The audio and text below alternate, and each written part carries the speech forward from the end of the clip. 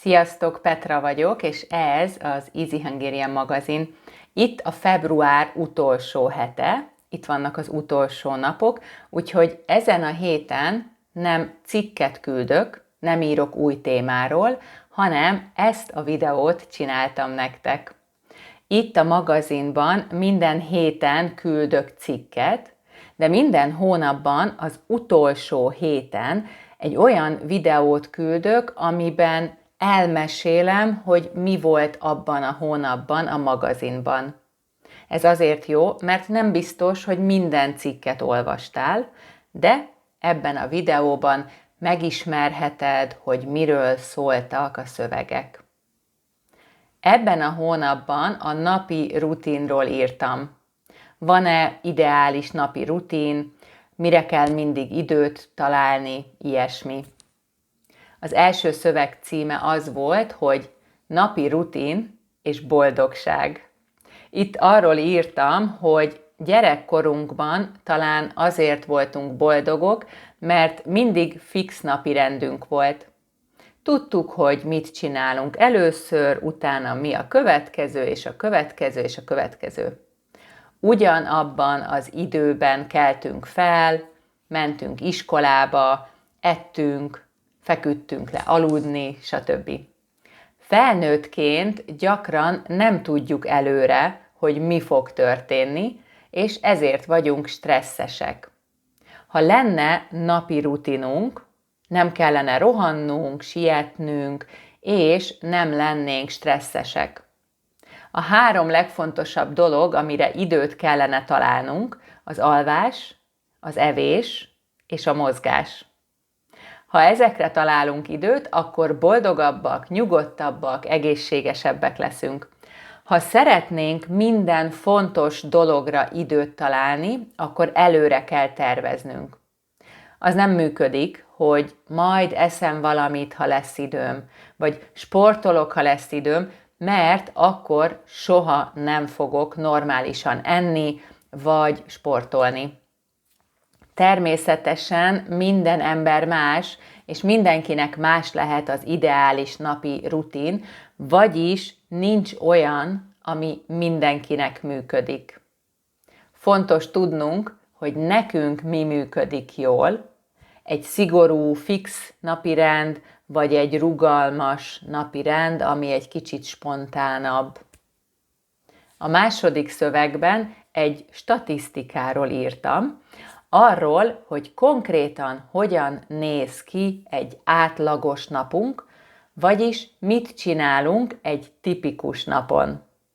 A szöveg címe az volt, hogy 8 óra munka, 8 óra pihenés, 8 óra szórakozás, de persze ez nem ilyen egyszerű.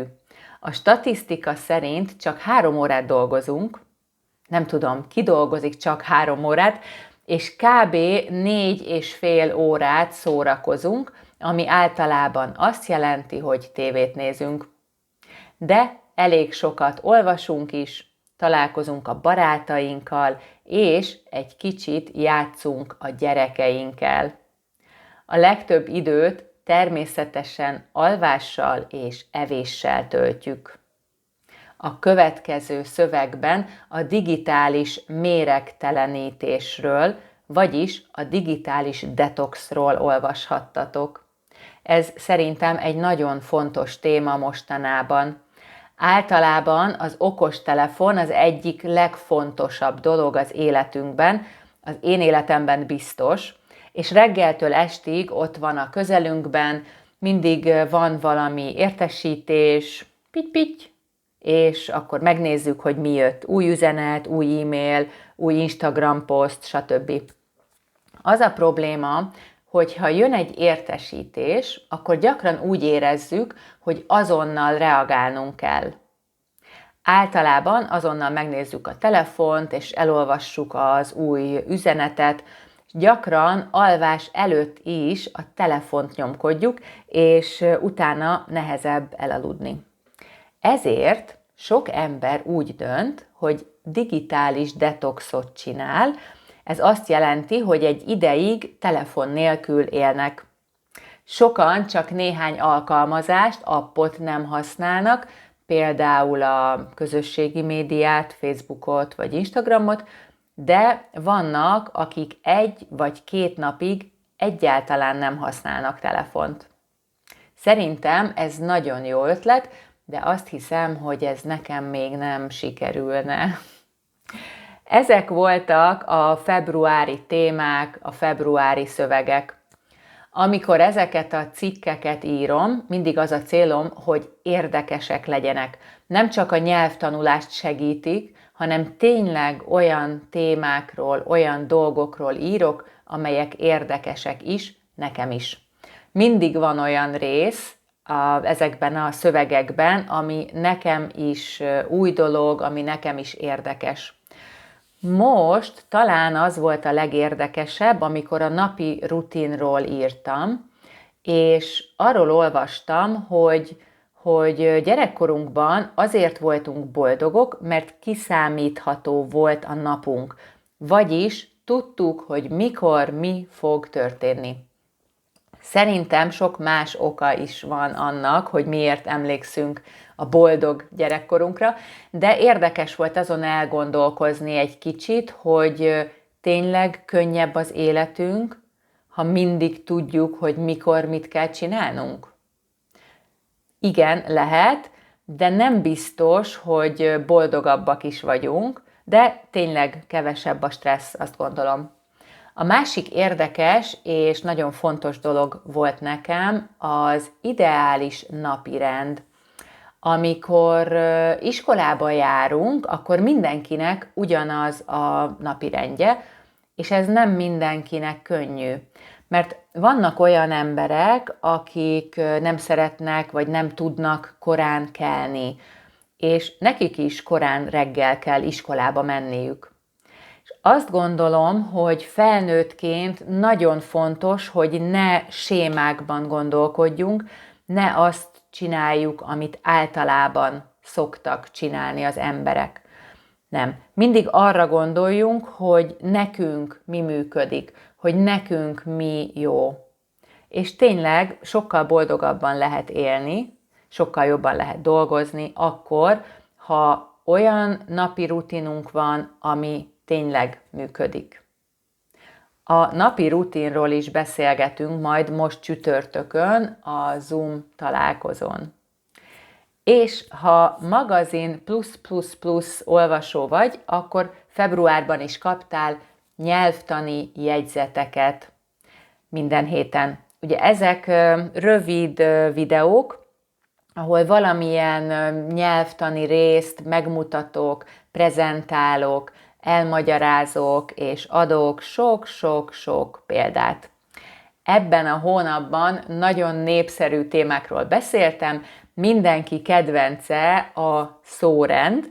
Arról beszéltem az egyik videóban, hogy mikor mondjuk azt, hogy Péter holnap angolórára megy, és mikor azt, hogy Péter megy holnap angolórára.